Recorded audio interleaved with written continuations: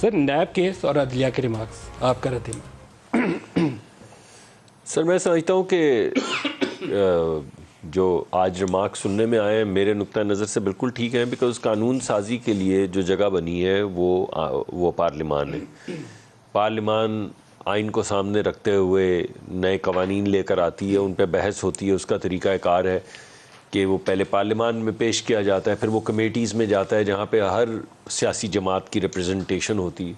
اور اسپرٹ اس میں زیادہ تر یہی ہوتی ہے، اور اکثر دیکھی بھی گئی ہے کہ اس ڈیبیٹ کے ذریعے پھر قانون جو باہر نکلتا ہے اس پہ تقریباً ہر پارٹی اگریبل ہوتی ہے یا اگری کر چکی ہوتی ہے، اور نہ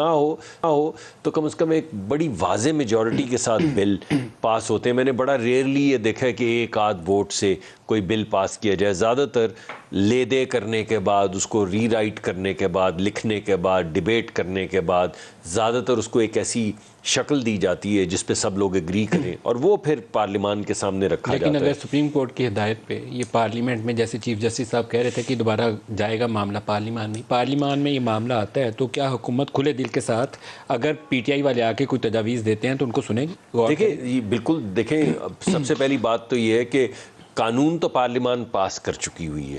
اب اگر اس میں کچھ امینڈمنٹس کرنی ہے یا کوئی نیا قانون لانا ہے تو پرائیویٹ بل کے ذریعے کوئی بھی ممبر جو پی ٹی آئی کا ممبر ہے، اگر وہ ڈیبیٹ کو دوبارہ کھولنا چاہتے ہیں، اس کا ایک طریقہ کار ہے، وہ وہاں پہ ترامیم پیش کر دیں گے اس قانون میں، یا اس قانون کو نئے سرے سے لکھ کر پیش کر دیں گے، اور بالکل جو طریقہ کار میں نے آپ کو بتایا ہے کہ اس وقت اسپیکر یا چیئرمین سینٹ جس ہاؤس میں بھی لے ہو،